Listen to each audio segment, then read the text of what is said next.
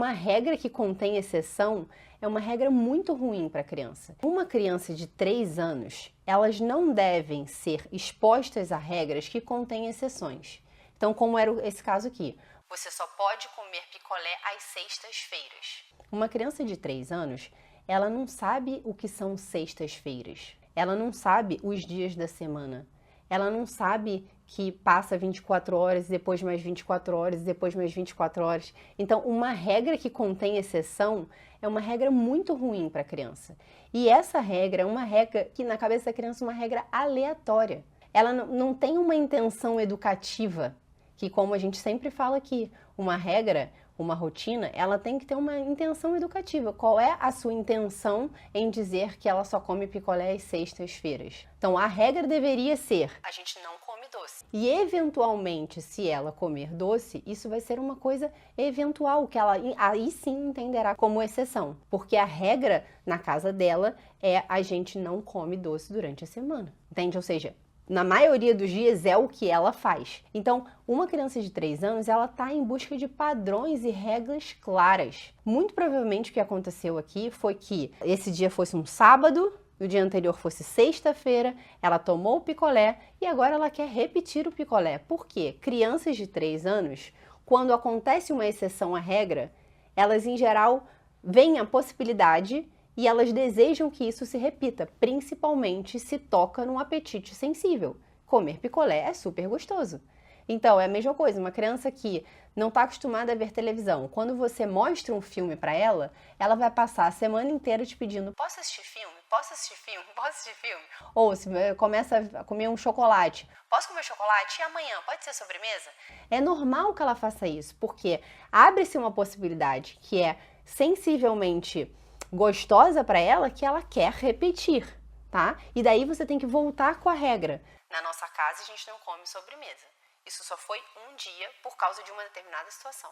Então, muitas vezes os pais, na tentativa de não serem tão caxias com os seus filhos, de manter o equilíbrio, a gente precisa ser equilibrado, nem tanto ao mar, nem tanto à terra e tal, eles acabam confundindo a criança. Então, o que na cabeça deles é uma exceção, na cabeça das crianças pode ser uma regra. Então, elas acabam tentando fazer com que aquilo seja regra. E se ela, ao tentar fazer que aquilo seja uma regra, encontra diante dela alguém que não explicite a regra claramente e que não mostre para ela o que será feito e que essa pessoa não vai ceder, ela vai tender a entrar num ciclo de birra.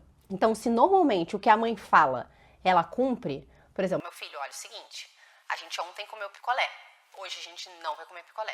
E ponto e acabou.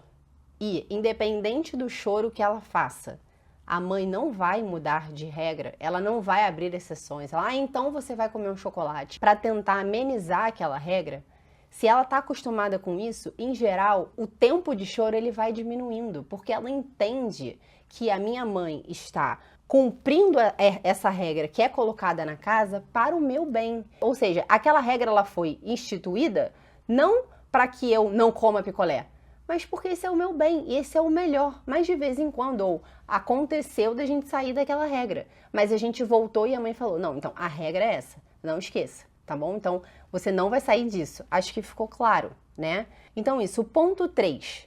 A mãe, ela precisa ajudar a criança a lidar com os seus sentimentos. Ela precisa ser orientada, entende? Por exemplo, um animal, o que acontece com ele? Ele sente fome, ele come. Ele sente sede, ele bebe. Ele sente um impulso sexual, ele tem relação sexual, ele age de acordo com os impulsos. Um ser humano, ele é um ser que ele é capaz de não agir de acordo com os seus impulsos. Nós somos capazes de estar tristes e sorrir. Nós somos capazes de sentir fome e não comer, porque a gente está cuidando de um doente. A gente é capaz de sentir sede e não beber, porque a gente está dando uma aula. A gente é capaz de sentir um impulso sexual e não fazer nada, porque eu não estou com meu marido nesse momento, entende? Então, nem sempre os nossos impulsos, aquilo que a gente sente, deve orientar o que a gente faz, né? Então, ainda que a criança tenha sentido o desejo de comer picolé, isso não vai ser possível agora. E ela precisa entender isso. Então, esses afetos, ou seja, o sentir e como aquilo entra no peito dela e como ela vai devolver, isso precisa ser educado e isso precisa ser explicitado para a criança. Então, ela deve, em vez de fazer o que ela fez, de ficar vendo a criança sofrer, ela claramente estava sofrendo, ela estava totalmente disforme, coitada, sofrendo, gritando, falando coisas ruins com a mãe. Então ela estava claramente, assim, sofrendo com aquela situação. Ainda que não fosse uma situação super importante, como por exemplo a perda de um pai, ela estava sofrendo com aquela situação. Só que ela não encontrou uma verdadeira empatia. Ela encontrou uma pessoa olhando para ela do tipo: eu sei que você tá assim, mas eu vou ficar aqui parado olhando para você enquanto você se resolve aí. Isso é uma atitude muito ruim. A gente precisa ajudar a que ela resolva. A gente precisa falar: meu filho, se acalma. Hoje a gente não vai comer picolé. Eu sei que você comeu picolé ontem e que realmente picolé é muito gostoso, mas hoje nós não comeremos. E aí você não vai mudar de ideia. E aí, 1.5, o que ela deveria fazer? Uma das coisas é não ficar na frente da criança, no local onde ela está irritada, porque isso mantém o looping da birra. Ela tinha que ter pegado aquela criança, ido para outro lugar, fazer outra coisa, mudado de assunto, sair fisicamente dali, ajuda demais. Entende? Só que ela não podia, né? Porque ela tava com o celular ali filmando. Então ela meio que tava um pouco preocupada com isso. E aí ela não podia te pegar aquela criança, pegar ela no colo. Meu filho, vamos cá. Me ajuda aqui a fazer determinada coisa. Ah, mas eu não quero. Tá bom, mas a mamãe vai ter que ir ali lavar uma louça, a mamãe vai ter que fazer determinada coisa, vem aqui comigo e tal, sabe? Tirar um pouco o foco daquilo para ajudar ela a sair daquele looping, sabe? Quando a gente tá irritado ou chateado com alguma coisa, se a gente fica ali na nossa mesmice, é muito difícil a gente sair daquilo. E principalmente se tem uma pessoa do nosso lado que não tá fazendo nada para nos ajudar, aquilo mais nos causa irritação do que outra coisa. Entende? Tipo, cara, eu fiquei pensando, falei, gente, imagina se eu tivesse irritada com meu marido, querendo brigar com ele e ele impávido, sem me emitir nenhuma opinião, tipo, quer uma aguinha? Nossa, vontade de socar ele, né? Desculpa, assim, mas pelo amor de Deus, né?